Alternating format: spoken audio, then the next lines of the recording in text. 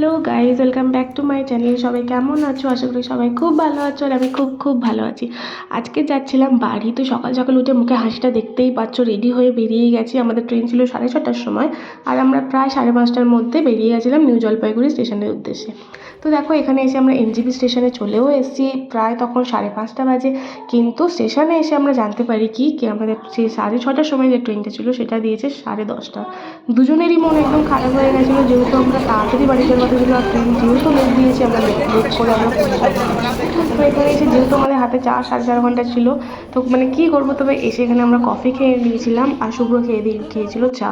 প্রায় তখন 6টা বাজে। দেখো স্টেশন দেখো পুরো একদম লোক ভর্তি, কিন্তু মানে আমাদের যে মনটা যেরকম খারাপ হয়ে গেছিলো না, শুধু মানে আমরাই জানি যে কীরকম একটা লাগছিলো, যে কতক্ষণে মানে যখন বাড়ি যাই আমরা ভাবি যে কতক্ষণে বাড়ি পৌঁছবো।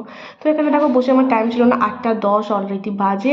তো এখানে আমি যেহেতু বাড়িতে যাচ্ছি আর নেল পলিশ পরা হয়নি, তবে স্টেশনে বসে বসে পায়ে হাতে সব কিছুতে নেল পলিশ করে নিয়েছিলাম। আর এই ভিডিওটা কিন্তু আমি জানতাম না শুভ্র কখন করে নিয়েছিল, ঠিক আছে। তো দেখো ভালো করে নেল পলিশটা পরে নিয়েছে, যেহেতু নেল পলিশটা আমার ব্যাগে ছিল ওই জন্য, তো কাজ নেই, কী করবো বলো। তো তারপরে দেখো ট্রেন আমাদের 10:30টার সময় দিয়েছিল। ট্রেনে উঠে যতই মন খারাপ থাকুক যে লেট হচ্ছে, বাট ট্রেনে ওঠার পরে একটা আলাদাই আনন্দ লাগছে যে না সত্যি বাড়ি যাচ্ছে। তারপরে ওখান থেকে একটা পপকর্ন আর একটা সাবুর পাঁপড় কিনে নিয়েছিলাম।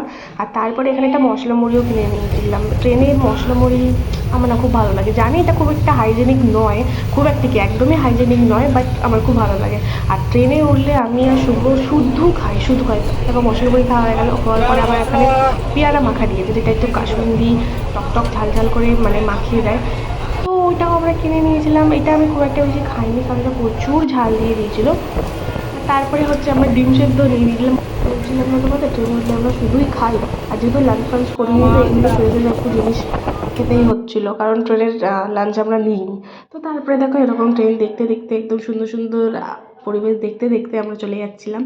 তারপরে দেখো এখানে একটা তোমাদের একটা ভালো জিনিস দেখায়। এখানে আমি শুধু বসেছিলাম, আমি গেম খেলছিলাম। এখানে একজন গান গাইতে এসেছিল, মানে এটা কোনো মানে কথা বলছিল, মানে আমার সত্যি খুবই ভালো লেগেছে। তোমাদের একটু হলেও শোনাবো, তোমার শুনতে পাচ্ছ কিনা জানি না, কারণ ট্রেনটা প্রচুর জোরে চলছিল, আওয়াজ হচ্ছিলো। এবার হালকা করে একটু শোনো, এত ভালো গলা না, মানে আমার প্রত্যেক আমার সাথে যে আমাদের কম্পার্টমেন্টে যারা যারা ছিল বেশিদিন তারা লোকটার খুব ভালো আওয়াজ।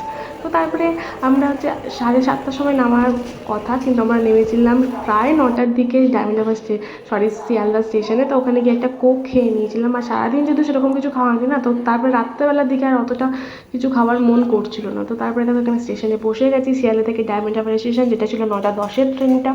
তো একদম স্টেশনে আমরা ট্রেনে উঠে পড়েছি আর শুভ্র এখানে দেখছিল। আর তারপরে শুধু দেখো ডায়মন্ড হারবারটা যখন ঢুকছে, মানে কীরকম একটা লাগে না, মানে এই ফিলিংসটা বলে বোঝানো যায় না যে কীরকম লাগে যখন বাড়িতে ঢুকবো এরকম। তারপরে ঘরে এসে ফ্রেশ হয়ে মা এখানে মাছ ভাজা, পাঁপড় ভাজা, শোল মাছের তরকারি, ট্যাংরা মাছের ঝোল, অনেক কিছু রান্না করেছিল, স্যালাড, চাটনি, অনেক কিছু রান্না করেছিল। তো চলো